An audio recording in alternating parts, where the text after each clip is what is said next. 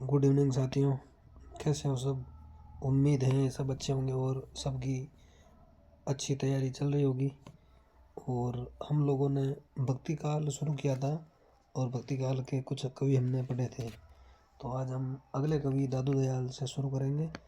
और उससे पहले मैं एक बता दूं, एक ये पंक्ति थी, जब मैं था तब हरि नहीं। तो ये पंक्ति तो कबीरदास जी की है। और एक पंक्ति थी, जब हम होते तब तू नहीं, अब तू है मैं नहीं, तो वो रैदास की है। तो आपको कन्फ्यूज नहीं होना है। जब मैं था तब हरि नहीं ये आ जाए तो ये तो कबीरदास जी की है। और जब हम होते तब तू नहीं, अब तू है मैं नहीं, वो किसकी है? रैदास जी की है। ठीक है, तो हम दादू दयाल से शुरू कर रहे हैं। तो भक्ति काल के कवियों को आपको जो संत कवि हैं ना, उनका थोड़ा क्रम ध्यान रखना। क्रम का क्वेश्चन आता है, जैसे 1398 हो गया, रैदास भी माना है, कबीर का भी माना जाता है, नामदेव का 1135 है। जो जो हम पढ़ रहे हैं ना, तो उनकी आप ये जन्म वाले सन याद रखना। मृत्यु वाली नहीं पूछी जाती है, क्योंकि मृत्यु को हिंदी साहित्य में अच्छा नहीं माना जाता है, क्योंकि सती होती है ना, एक बड़ा कवि चला जाता है। तो मृत्यु से तो कम चांस बनते हैं, चांस बनते ही नहीं। मैंने अभी तक देखा ही नहीं कि मृत्यु से क्रम जमवाया हो। तो आपको जन्म वाला वर्ष अनिवार्य रूप से याद रखना है। और किसी का शताब्दी वर्ष पूरा हो रहा है ना, या किसी के 100 वर्ष, 200 वर्ष, 300 वर्ष, ऐसा किसी का भी आ जाए, जैसे 1125 था किसी का, तो अब 2025 है। तो ऐसे आपको कवियों का ध्यान रखना है, क्योंकि ऐसे क्वेश्चन बनने की संभावना बहुत ज़्यादा रहती है। तो आज हम दादू दयाल के बारे में पढ़ेंगे। दादू दयाल का जन्म 1544 में हुआ, तो ये आपको ध्यान में रखना है। फिर जाति, दादू दुनिया जाति में थे। रैदास चमार थे। रैदास क्या थे? चमार। कबीरदास क्या थे? जुलाहा। तो ये भी एक मिलान वाला क्वेश्चन बन जाता। अच्छा, तो जातियाँ भी ध्यान में रखनी है। दादू दुनिया जाति के थे। और दादू का जन्म हुआ था अहमदाबाद में। कहाँ पर हुआ था? अहमदाबाद। और अहमदाबाद पूछ ले तो ये है अभी गुजरात में। अहमदाबाद कहाँ है? गुजरात में। और कर्म भूमि इनकी थी राजस्थान। किन की? दादू दयाल की कर्म भूमि राजस्थान थी। जाति दुनिया, जन्म अहमदाबाद और कर्म भूमि राजस्थान। और किसी ने कमेंट किया था कि सर जो टॉपिक हो आप क्वेश्चन करवाया करो। तो मैंने क्वेश्चन से शुरुआत करी है। आरपीसी के मैंने सारे ओल्ड पेपर करीब करीब करवा रखे हैं, और जो नहीं करवा रखे वो भी मैं जल्द करवाऊंगा। तो आप इन पेपरों को देखें। तो मैंने वहीं से शुरुआत करी है। और इसके बाद हम क्या है कि थोड़ा और देखेंगे ना, भक्ति काल, तो भक्ति काल के कुछ क्वेश्चन देखेंगे, रीतिकाल के देखेंगे। और धीरे धीरे हम सब चीज़ें यहाँ करवा देंगे। आप भरोसा बनाए रखो, और आपका सिलेक्शन इस कंटेंट से हो जाना है। आपको कहीं भी इधर उधर नहीं देखना है। फर्स्ट ग्रेड तक का तो यहाँ से हो जाएगा, कोई इशू नहीं है। एपी के लिए थोड़ा विस्तृत पढ़ना पड़ेगा। ठीक है, तो आप इस कंटेंट को देखो और पेपर सोल्व करो ओल्ड। आपको सारी चीज़ें यहाँ से मिल ही जाएगी, यहाँ से। और जो मैंने ओल्ड पेपर करवा रखे हैं, ठीक है ना। तो जातिवाड़ा हो गया। फिर दादू के गुरु का नाम पूछा जाता है। दादू दयाल जी के गुरु का नाम बुड्ढन था। क्या था? बुड्ढन। और दादू के शिष्य पूछ रहे कितने हैं? 52, 52। अभिवादन क्या है दादूपंथी संप्रदाय का? सतराम। क्या है? सतराम। ये सारे क्वेश्चन कहीं ना कहीं पूछ रखे हैं, तो आप इनको हल्के में ना लें। फिर दादू के बारे में आपको ध्यान रखना है। इनको राजस्थान के कबीरदास कहा जाता है। क्या कहा जाता है? कबीरदास। और एक ये पंक्ति मुझे कहीं मिली, लेकिन मुझे डाउट है कि दादू के साहित्य में पूरी बोली का प्रभाव नहीं है। तो मैं इसे सही नहीं कहूँगा, लेकिन आप इसको थोड़ा देखना। मैं भी देखूँगा इसको पूरा। कई बार जब भी देखता हूँ तो मेरे दिमाग में आता, देख नहीं पाता हूँ। तो आज मैं इनको देखूँगा और अगले वीडियो में आपको बताऊँगा। ठीक है ना। गुरु हो गए। और राजस्थान के कबीर कहा जाता दादू दयाल को। फिर पुत्र थे दादू दयाल के मिस्किन दास और गरीबदास। कौन? मिस्किन दास और गरीबदास ये दादू दयाल जी के पुत्र थे। फिर दादू ने दादू पंथ या परब्रह्म संप्रदाय या निरफक संप्रदाय की स्थापना की थी।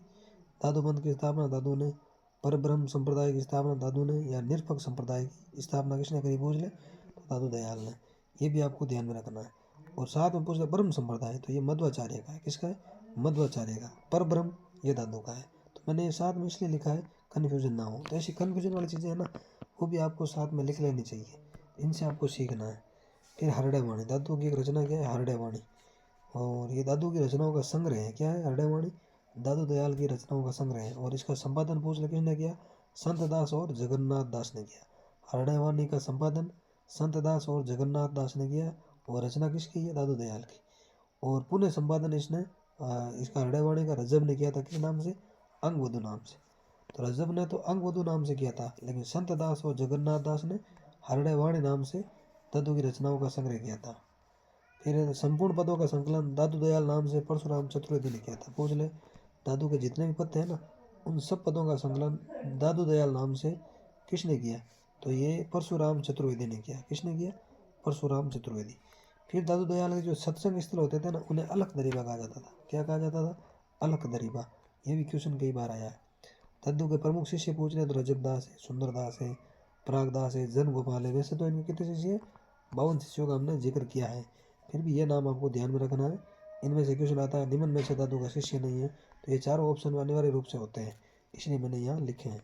फिर दादू पीठ की स्थापना पूछ ले कब हुई? 1601 में। ठीक है ना। तो ये चीज़ें आपको सारी याद में रखनी है।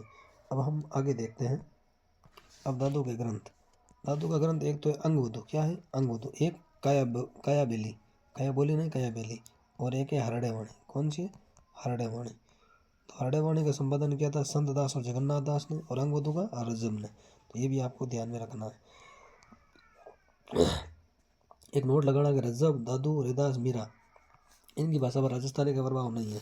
ये मुझे थोड़ा डाउट लग रहा है, फिर भी आप इनको लिखना, क्योंकि क्वेश्चन आ रखा तो मैंने वैसे टिप ली इसको, तो ये आपको थोड़ा ध्यान में रखना है। बाकी मीरा पर राजस्थानी का प्रभाव है क्यों नहीं है ना। बाकी ये क्वेश्चन आ रखा था तो मैंने नोट लगा के लिख लिया, क्योंकि इनको थोड़ा क्या है कि भाई क्वेश्चन आ जाए सेम टू सेम। कई बार क्या आरपीसी वगैरह डिलीट करती नहीं है, तो फिर हमारा क्या लॉस ना हो, तो इसलिए मैंने यहाँ लिख दिया है। तो ये आप थोड़ा ध्यान में रखें। मलुकदास और दादू की साधना का क्षेत्र राजस्थान नहीं है। अब देखो क्यों नहीं है भाई, दादू दयाल तो पूर्व राजस्थान में थे, पता नहीं इनका क्या मामला है। तो ये दो क्वेश्चन आ रखे हैं, तो इनका आप थोड़ा सा देख लेना।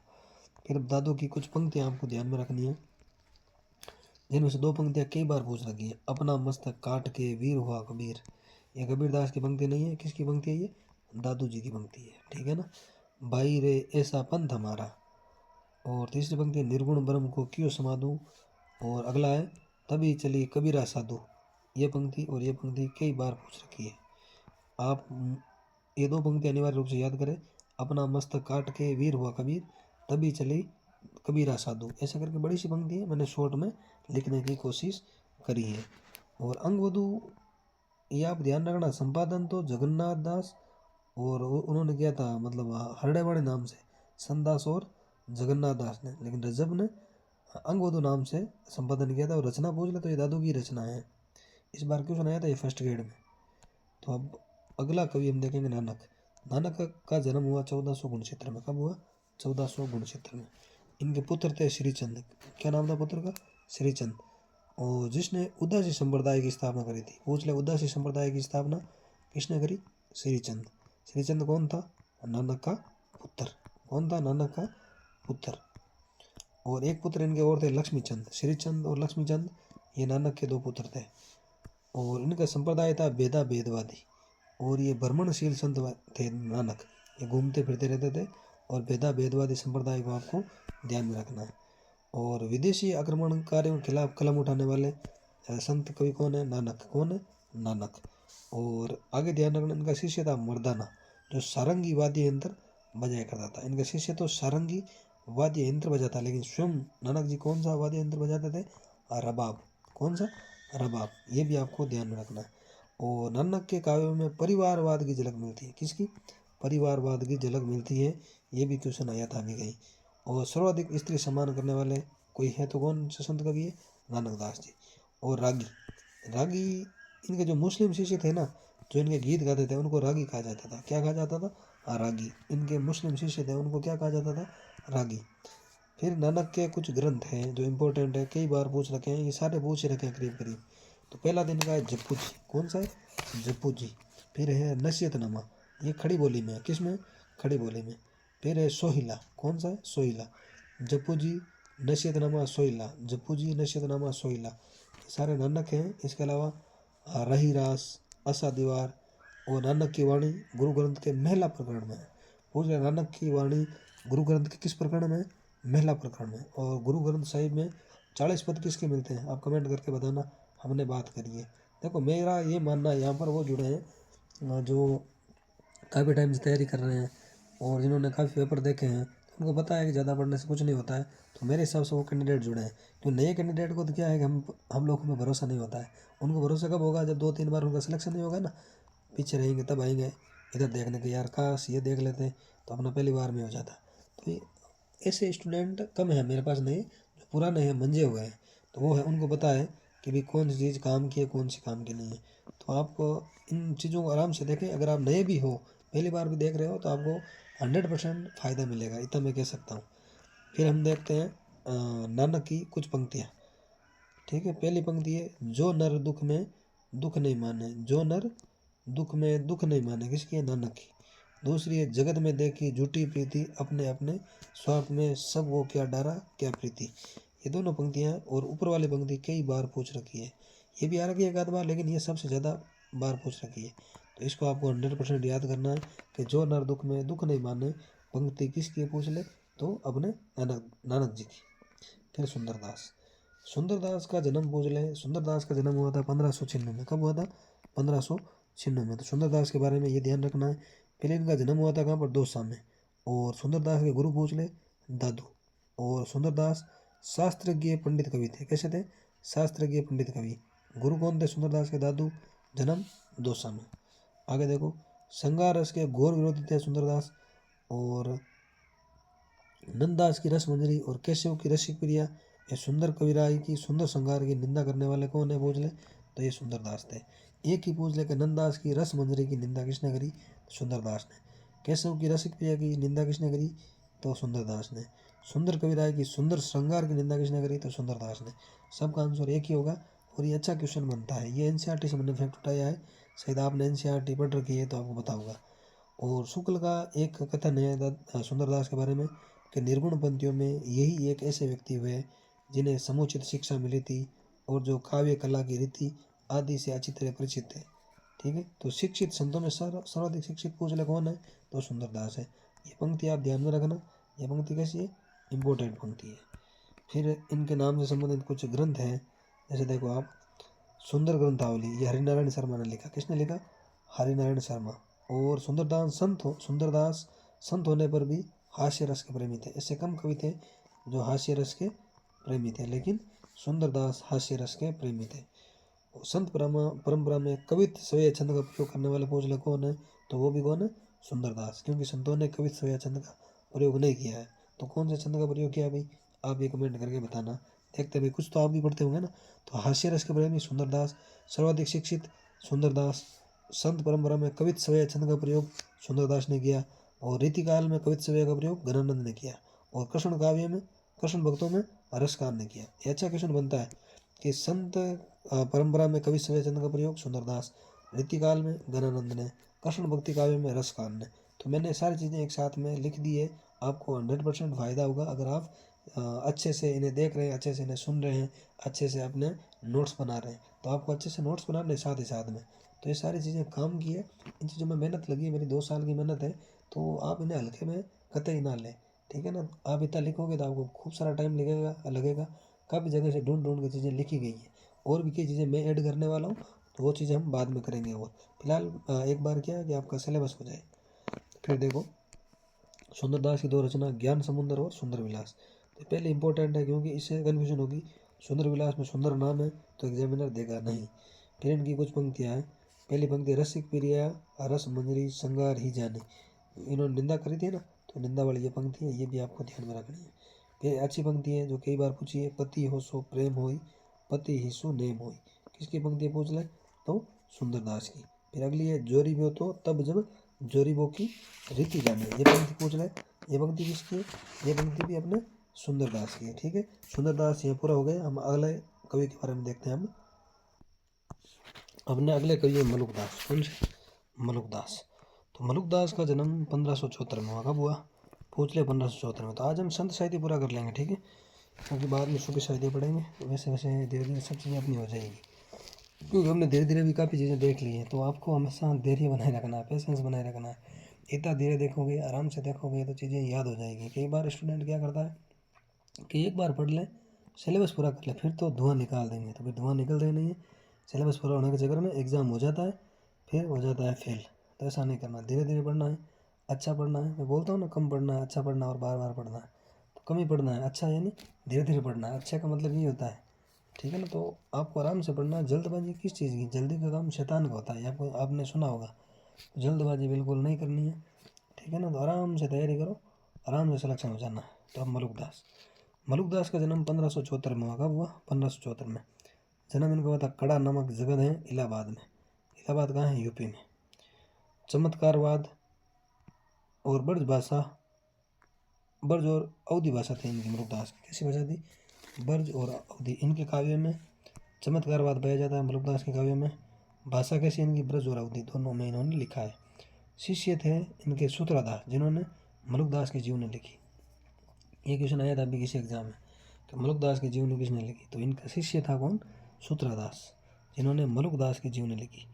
और अब मलुकदास संप्रदाय की पीठ है कहाँ पे है? पूछ ले। जयपुर में, कड़ा गुजरात में, मुल्तान में, पटना में, नेपाल में, काबुल में। तो ये क्वेश्चन आया तो नहीं है, क्या पता पूछ ले। तो इनकी पीठ कहाँ नहीं है? तो जयपुर, कड़ा, गुजरात, मुल्तान, पटना, नेपाल, काबुल। ये आपको थोड़ा ध्यान में रखना है। फिर मलुकदास की कुछ रचनाएं हैं। पहली रचना रतन खान इंपॉर्टेंट है। ज्ञान बोध अच्छी रचना है। ज्ञान परोछी, 12 खड़ी अच्छी रचना है। भक्त बचावली ये भी बढ़िया है। सुख सागर, भक्ति विवेक और ध्रुव चरित्र, ये सारी रचनाएं इंपॉर्टेंट है। अब मुझसे आप पूछो तो याद कौन सी रखनी? रतन खान, ज्ञान बोध और भक्ति विवेक, ध्रुव चरित्र और सुख सागर, ये आपको याद में रखनी है। और एक रचना भी इनकी और पूछी थी, ब्रज लीला। कौन सी? ब्रज लीला। ये रचनाएं आप याद कर लोगे तो आपका मलुकदास की रचना का काम हो गया। इसके अलावा आपको कुछ याद नहीं करना है। फिर इनकी कुछ 2-3 पंक्तियां हैं जो हर बार पूछी जाती है, ये भी आपको ध्यान में रखना है। पहली पंक्ति इनकी, अजगर करे ना चाकरी, पंछी करे ना काम, सबके दाता कह गए नहीं, उदास मलुका कह गए सबके दाता राम। ऐसे करके पंक्ति है, आप इतनी याद रख लेना। अजगर करे ना चाकरी, बस इससे आपका काम हो जाएगा और आप सरकार के चाकर बन जाओगे। ठीक है ना। अगली पंक्ति है, अब तो अजबा जपू मन, मेरे सुर नर असुर जाके, मुनि गंधर्व है जाके चेहरे। तो अजबा जपू मन, थोड़ा सा शब्द पकड़ लेना, बाकी सारी पंक्तियाँ किसी को याद नहीं होती है। और एक पंक्ति इनकी कई बार पूछी है, सर्वव्यापी एक कुमारा, सर्वव्यापी एक कुमारा, जाकी महिमा आर न पारा। ये भी आपको ध्यान में रखनी है। सर्वव्यापी एक कुमारा, जाकी महिमा आर न पारा। किसकी पंक्ति है? अपने मलुकदास जी की। जो कैसे कवि है? संत कवि है, सूफी कवि है, कृष्ण भक्त कवि? ये संत कवि है। देखो एक क्वेश्चन आता है, सूफी कवि आपको ध्यान में रखना है, ठीक है। और संत कवि भी आपको ध्यान में रखना है। कृष्ण भक्त कवि भी आपको ध्यान में रखना है। और राम भक्त कवि भी आपको ध्यान में रखना है। सूफी कवि को तो आप पहचान लोगे, ज़्यादा दिक्कत नहीं आएगी, लेकिन इनमें आप क्या होगी? कन्फ्यूजन। तो इन सारे कवियों को आपको अलग से याद करना है, नहीं तो क्या है, सारे मिक्स हो जाएंगे। और एक ऐसा क्वेश्चन भी आता है, निम्न में से कौन सा संत कवि नहीं है, निम्न में से कौन सा सूफी कवि नहीं है। तो ये चीज़ें आपकी गलत हो जानी है। तो आप इन्हें अच्छे से कर लें तो गलत होने की संभावना घट जाएगी। ठीक है साथियों, तो इन चीज़ों को आप थोड़ा धैर्य से अच्छे से पढ़ें। चलो हम आगे बढ़ते हैं। अब अगला है धर्मदास। इन्होंने बीजक का संपादन किया। किसका? बीजक का संपादन किया। बीजक किसकी रचना है? अब कमेंट करके बताना। और इनकी एक रचना है अमर सुख निदान। कौन सी है धर्मदास की रचना? अमर सुख निदान। इतना ही ध्यान रखना इनके बारे में, और कुछ नहीं। ये कबीरदास जी के शिष्य थे। फिर अक्षर अनन्य, ये निर्गुण काव्य धारा का अंतिम कवि जिनका परिचय शुक्ल ने दिया था। इंपॉर्टेंट है, एक बार इसी एग्जाम में आया है कि निर्गुण काव्य धारा के अंतिम कवि जिनका परिचय शुक्ल ने दिया वो कौन है? अक्षर अनन्य, 1653 में। इनकी कुछ रचनाएं हैं, ध्यान योग, विज्ञान योग, ज्ञान योग, सिद्धांत बोध और विवेक दीपिका, जिसमें से ये 3 इंपॉर्टेंट रचना है ज्ञान योग तक। फिर रजबदास का जन्म 1567 में हुआ और ये पूरे जीवन भर यानी आजीवन ये किस में रहे? दूल्हे के वेश में, है ना, सेहरा पहने हुए, कोट पैंट लगाए हुए। कोट पैंट तो उस टाइम नहीं होते थे, जैसे भी थे दूल्हे की वेशभूषा थी ना, उसमें ये रहे हैं। और इनका संकलन है अंगवधु। क्या है? अंगवधु। जो रचना किसकी? अंगवधु, आप मुझे बताना। इसके अलावा इनकी रचना है सबंगी और छपे। कौन सी है? सबंगी और छपे। फिर एक पंक्ति इनकी ध्यान में रखना, वेद सुबाणी कूप जल दुख सु प्राप्ति होई। वेद सुबाणी कूप जल दुख सु प्राप्ति होई, ये इनकी पंक्ति ध्यान में रखना है। और मेरे नोट्स को आपको शॉर्ट नोट्स के रूप में काम में लेना है। विस्तृत नोट्स हम और देखेंगे, ठीक है, थोड़ा सा ज़्यादा तो नहीं है, बाकी काम आपका इसे हो जाना है। वो क्या, ज्ञान बढ़ाने के लिए हम और भी देखेंगे, आप चिंता ना करें। तो ये शॉर्ट नोट्स है, तो इनसे आपका क्वेश्चन तो इनसे हो जाना है। फिर भी आपको थोड़ा विद्वान बनने वाली फीलिंग लेनी हो ना, तो आप मैं अलग से वीडियो बनाऊंगा और उनको भी देख लेना, तो आपको विद्वान वाली फीलिंग भी आने लगेगी। ठीक है ना। फिर संत, एक बावरी साहिबा, ये अगली कवियत्री, संत कवियत्री। संत कवियों में एकमात्र महिला संत है कौन? बावरी साहिबा। ये भी आपको ध्यान में रखना है। फिर चरणदास 1703, इनकी रचना है धर्म जहाज। कई बार पूछ रखी है धर्मजाज। फिर इनकी दो शिष्या हैं दयाबाई और सेजोबाई। दयाबाई और सेजोबाई। दयाबाई की रचना जीके में भी कई बार पूछ रखी है, तो इसे आप 101% इम्पोर्टेंट, वेरी इंपॉर्टेंट मान सकते हो। दयाबोध और विनय मालिका किसकी रचना है? दयाबाई की। सेज प्रकाश सेजोबाई की। दोनों शिष्य किसकी है? चरणदास जी की। चरणदास संप्रदाय की गद्दी कहाँ पर है? दिल्ली में। कहाँ पर है? दिल्ली में। तो ये सारी चीज़ें आपको आनी चाहिए, इजी सी चीज़ें हैं, ठीक है ना। फिर प्राणनाथ, इन्होंने परनामी या धामी संप्रदाय की स्थापना करी। प्राणनाथ ने परनामी या धामी संप्रदाय की स्थापना करी। फिर इनकी एक रचना है कयामतनामा। क्या है? कयामतनामा। तो ये भी आपको ध्यान में रखना। फिर एक पंक्ति इंपॉर्टेंट इनकी पूछी है 3 बार, छत्ता तेरे राज में धक धक छाती होई। छत्ता तेरे राज में धक धक छाती होई। तो ये किसकी पंक्ति है? अपने प्राणनाथ जी की, ठीक है साथियों। तो हम आगे कभी कुछ और देखते हैं। अर्जुन देव, इनकी रचनाएं ध्यान में रखनी आपको 3, बावन आखरी, सुखमणि और 12 मासा। बावन आखरी, सुखमणि और 12 मासा किसकी रचनाएं हैं? अर्जुन देव की। फिर गोविंद सिंह, इनका जन्म 1664 में हुआ। ये जन्म थोड़ा ध्यान रखना, संत कवियों का क्रम पूछा जाता है, क्रम इंपॉर्टेंट है, ठीक है ना। अब ऐसा मैं सोचना सर पूछा ही नहीं 2 साल में, तो आपको तैयारी पूरी करनी है, इजी से लेके हार्ड, जितनी भी तैयारी होती है वो सारी आपको करनी है। पेपर इजी आ जाए तो भी आपको निकलना है, हार्ड आ जाए तो भी निकलना है। तो ऐसे भरोसे नहीं रहना, आपको तैयारी पूरी करनी है हमेशा, ठीक है ना। अच्छा स्टूडेंट वही होता है जो अपनी तैयारी पूरी रखता है। तो ये ध्यान रखना, क्रम का क्वेश्चन मैंने कई बार देखा है, तो आप इनका क्रम जरूर ध्यान रखें। गोविंद सिंह, जफरनामा और चंडी चरित्र। जफरनामा, चंडी चरित्र। और 1699 में इन्होंने खालसा पंथ की स्थापना करी। किस पंथ की? खालसा पंथ की स्थापना किसने? गोविंद सिंह ने। और इन्होंने दुर्गा सप्तशती का अनुवाद भी किया था। गोविंद सिंह ने दुर्गा सप्तशती, ये भी ध्यान रखना आप, दुर्गा सप्तशती का अनुवाद किस नाम से किया था? चंडी चरित्र नाम से, ये है ना, यही है, ठीक है। तो ये भी आपको पता होना चाहिए। आगे देखो, हरिदास निरंजन 1455। नाथ पंथ व संत काव्य के बीच में कड़ी माने जाते कौन? हरिदास निरंजन, ये इंपॉर्टेंट है। हरिदास निरंजनी नाथ पंथ और संत काव्य के बीच में कड़ी माने जाते हैं। मैंने इनके संप्रदाय के बारे में एक विशेष में कुछ चीज़ें और बताई है, वो भी आपको वहाँ देखनी। और संतों को ईश्वर के समान इन्होंने क्या है? पूज्य माना है। संतों को ईश्वर के समान पूज्य मानने वाले संत कौन है? हरिदास निरंजनी। और इनका संप्रदाय कौन सा है? निरंजनी संप्रदाय, जो उड़ीसा में प्रचलित है। कहाँ पर? उड़ीसा में। फिर इनके कुछ ग्रंथ है, अष्टपदी। क्या है? अष्टपदी। फिर निरपक मूल ग्रंथ, संग्राम जोग, ठीक है ना। ये तीनों रचना किसकी है? अष्टपदी, निरपक मूल ग्रंथ और संग्राम जोग। ये हरिदास निरंजनी की रचना है। लेकिन संग्राम सार पूछ ले, संग्राम सार तो ये है कुलपति मिश्र की।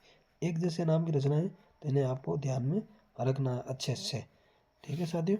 तो एक नोट है, मैंने लिखा है, ब्रज भाषा का प्राचीनतम ग्रंथ पूछ ले तो प्राकृत व्याकरण है। कौन सा है? प्राकृत व्याकरण। ब्रज भाषा का प्राचीन ग्रंथ प्राकृत व्याकरण है, ठीक है साथियों। तो हमने संत काव्य पढ़ा है, पढ़ने की कोशिश करी थोड़ी बहुत, और हम आगे सूफी काव्य शुरू करेंगे और भक्ति काल वगैरह हम वापस देखेंगे एक बार थोड़ा विस्तृत रूप से भी।